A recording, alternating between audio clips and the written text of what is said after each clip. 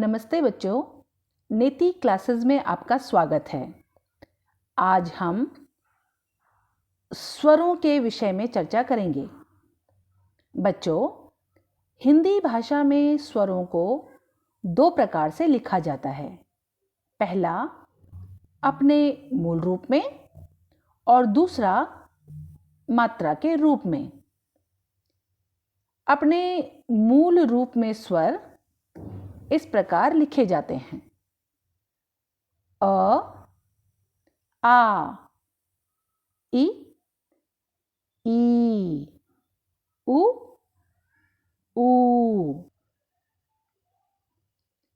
ऋ, ए, आई, ओ, औ। बच्चों, स्वरों का यह आकार, स्वरों की यह बनावट ही स्वरों का मूल रूप कहलाती है। अब हम स्वरों के मात्रा रूप को समझते हैं। प्रिय बच्चों, हिंदी व्याकरण में स्वरों के चिन्हों को मात्रा कहते हैं, परंतु केवल ह्रस्व अ की अपनी कोई मात्रा नहीं होती। इसलिए हमने यहाँ पर क्रॉस का निशान लगाया हुआ है। इसका अर्थ है कोई मात्रा नहीं है। अगली पंक्ति में देखिए, यह दीर्घ आ है और यह है दीर्घ आ की मात्रा। ह्रस्व ई की मात्रा। दीर्घ ई की मात्रा।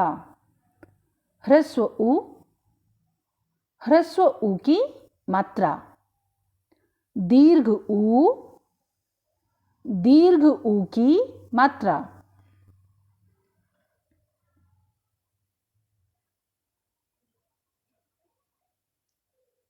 री की मात्रा। ए की मात्रा। आई की मात्रा। ओ की मात्रा। और यह है स्वर औ, और यह है औ की मात्रा। बच्चों, हिंदी भाषा के शब्दों में स्वरों के ये दोनों रूप, मूल रूप और मात्रा रूप, स्वरों के ये दोनों रूप प्रयोग होते हैं। आइए शब्दों में स्वरों के मूल रूप का प्रयोग देखते और समझते हैं। बच्चों, हम इन शब्दों को पढ़ते हैं। अब, अमर। देखिए इन शब्दों में, यहां पर देखिए अब शब्द में अ, देखिए ह्रस्व अ अपने मूल रूप में लिखा हुआ है। अमर शब्द में अ, ह्रस्व अ अपने मूल रूप में लिखा हुआ है। अगली पंक्ति में देखिए, आम, आज। यहां पर देखिए स्वर आ, दीर्घ आ अपने मूल रूप में लिखा हुआ है। आज शब्द में दीर्घ आ अपने मूल रूप में लिखा हुआ है। अगली पंक्ति में देखते हैं, शब्द है इन, इस। अब इन दोनों शब्दों को देखिए। इन शब्द में ह्रस्व ई अपने मूल रूप में लिखी हुई है। इस शब्द में देखिए ह्रस्व ई अपने मूल रूप में लिखी हुई है। अगली पंक्ति में देखिए, ईख, गई। क्या दिख रहा है हमें यहां पर? दीर्घ ई अपने मूल रूप में लिखी हुई है। शब्द है ईख। ईख शब्द में दीर्घ ई अपने मूल रूप में लिखी हुई है। इसी प्रकार गई, गई शब्द में दीर्घ ई अपने मूल रूप में लिखी हुई है। अगली पंक्ति में देखते हैं, उस, उठ। उस शब्द में ह्रस्व उ अपने मूल रूप में लिखा हुआ है। यहाँ पर देखिए, यहाँ पर उ अपने मूल रूप में लिखा हुआ है। इसी प्रकार उठ, इस शब्द में भी ह्रस्व उ अपने मूल रूप में लिखा हुआ है। अगली पंक्ति में देखते हैं, ऊन, ऊपर। देखिए बच्चों, ऊन शब्द में दीर्घ उ यहाँ पर अपने मूल रूप में लिखा हुआ है। इसी प्रकार ऊपर, इस शब्द में भी दीर्घ उ देखिए यहाँ पर अपने मूल रूप में लिखा हुआ है। अगला शब्द देखिए, ऋण, ऋषभ। इन दोनों शब्दों में हमें कौन सा स्वर दिखाई दे रहा है? री, है ना। देखिए, ऋण शब्द में स्वर री अपने मूल रूप में लिखा हुआ है। इसी प्रकार ऋषभ, इस शब्द में भी यहां पर स्वर री अपने मूल रूप में लिखा हुआ है। अगली पंक्ति देखिए, एक, गए। एक शब्द में हमें ए, स्वर ए जो है मूल रूप में यहां पर दिख रहा है। इसी प्रकार गए, इस शब्द में ए, स्वर ए मूल रूप में लिखा हुआ है। तो आप देख रहे हैं, हम इन शब्दों में देख रहे हैं स्वर मूल रूप में लिखे हुए हैं।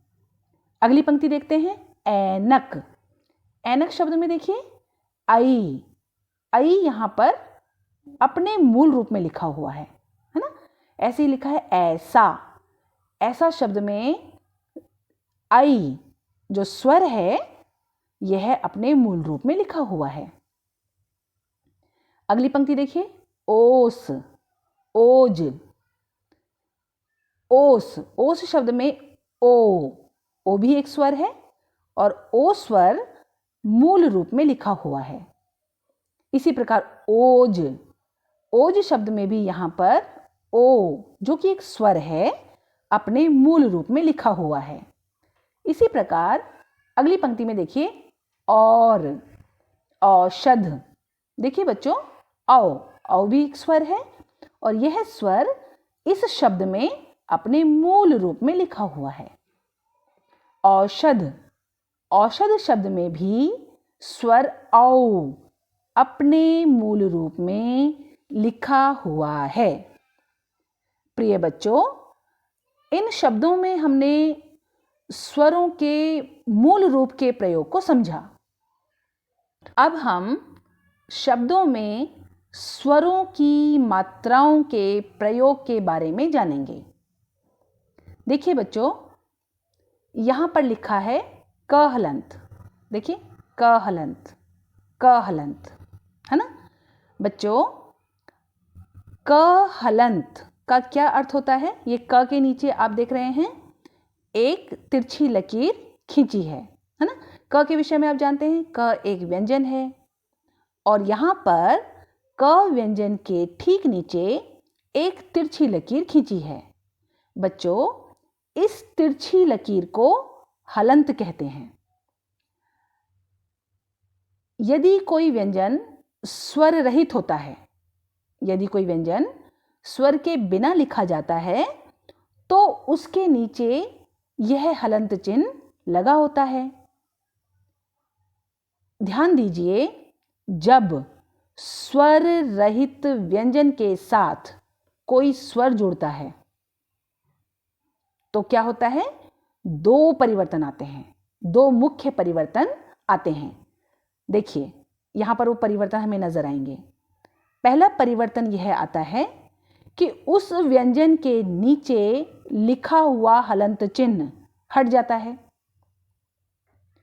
और दूसरा परिवर्तन यह आता है कि उस व्यंजन के साथ जो जुड़ने वाला जो स्वर था, देखिए व्यंजन के साथ स्वर जुड़ा तो यह जो स्वर था यह अपने मूल रूप में नहीं लिखा जाता, बल्कि उस स्वर के स्थान पर उसकी मात्रा, ये देखिए मात्रा, उस व्यंजन पर लगाई जाती है। आइए इन दोनों परिवर्तनों को दोबारा समझते हैं। देखिए, यह क हलंत है, अभी हमने जाना, यानी कि व्यंजन क स्वर रहित है।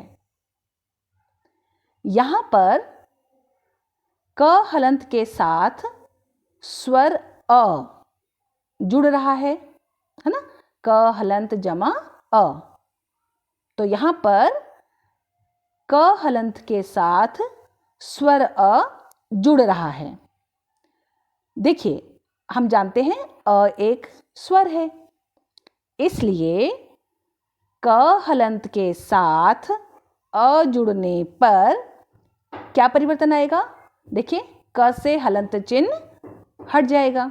बच्चों, हम यह जानते हैं कि ह्रस्व अ की अपनी कोई मात्रा नहीं होती, इसलिए जिस व्यंजन के साथ ह्रस्व अ जुड़ा होता है उस व्यंजन पर मात्रा नहीं होती।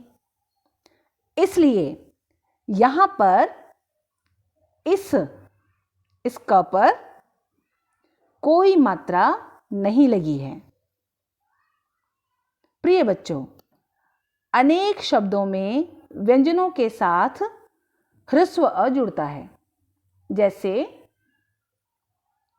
कल, फल, रस, घर।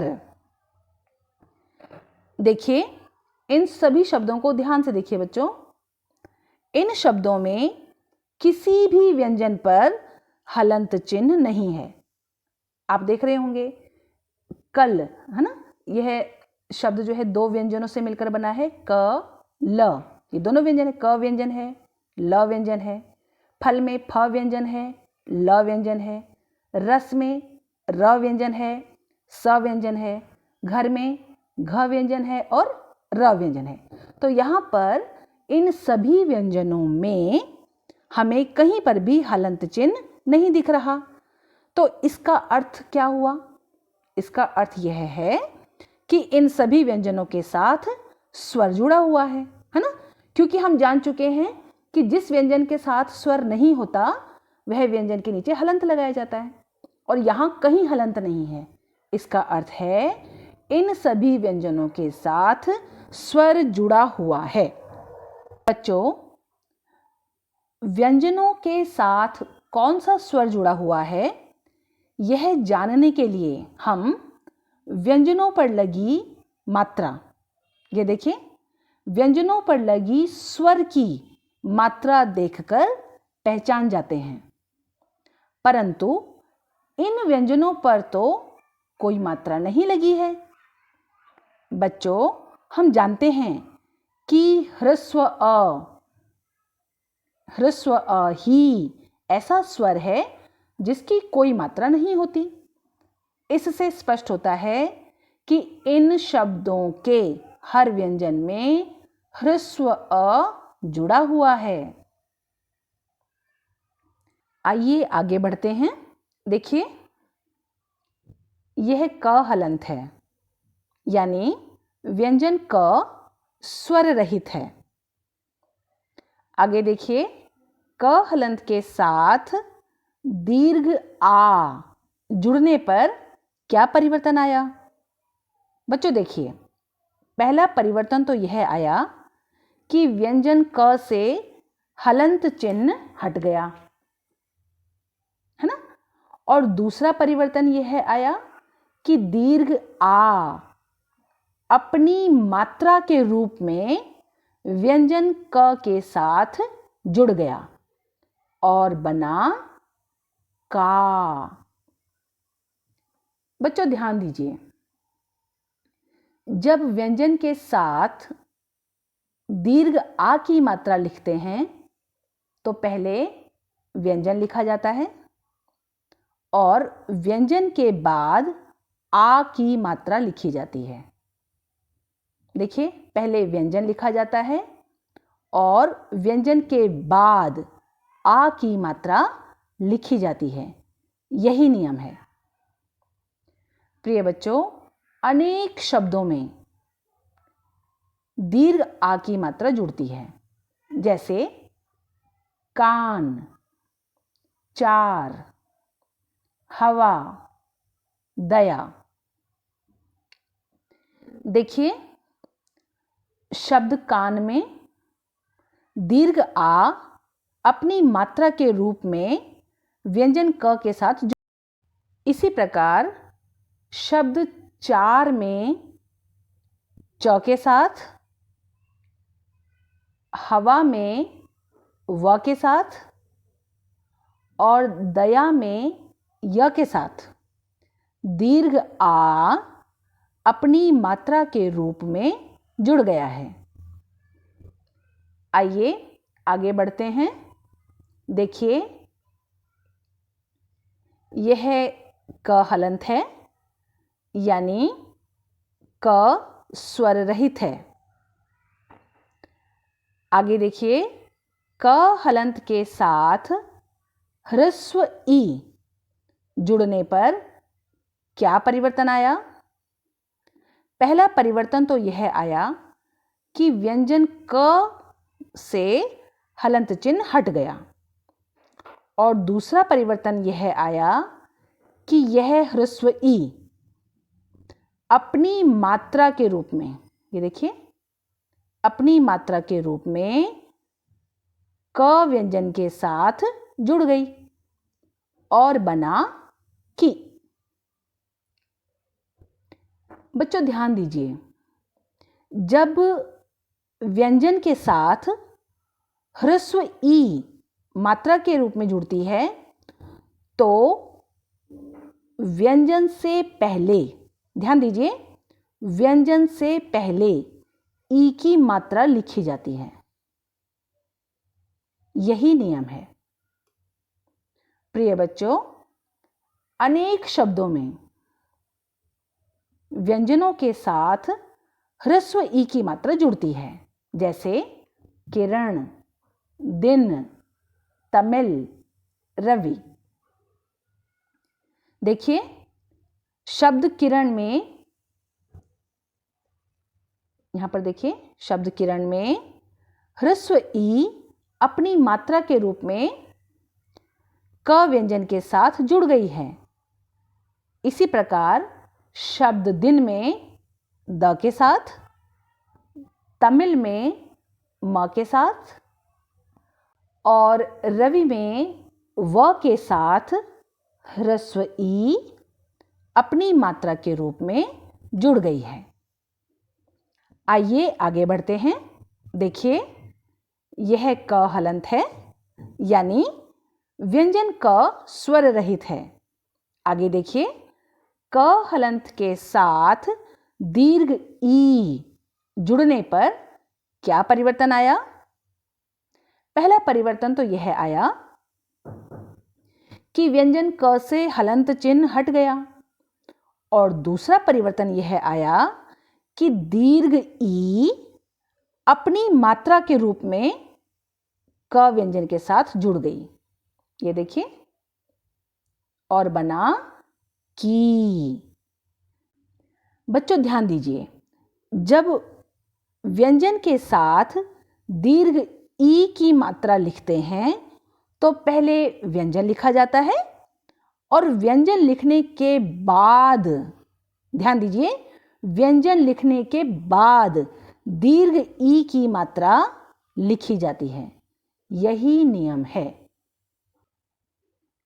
प्रिय बच्चों, अनेक शब्दों में व्यंजनों के साथ दीर्घ ई की मात्रा जुड़ती है, जैसे कील, नीम, नदी, सही। देखिए, शब्द कील में दीर्घ ई अपनी मात्रा के रूप में, ये देखिए, दीर्घ ई अपनी मात्रा के रूप में क व्यंजन के साथ जुड़ गई है। इसी प्रकार शब्द नीम में दीर्घ ई न व्यंजन के साथ जुड़ गई है। इसी प्रकार शब्द नदी में द व्यंजन के साथ और शब्द सही में ह व्यंजन के साथ दीर्घ ई अपनी मात्रा के रूप में जुड़ गई है। बच्चों, आगे के स्वरों के विषय में हम अगली वीडियो में जानेंगे।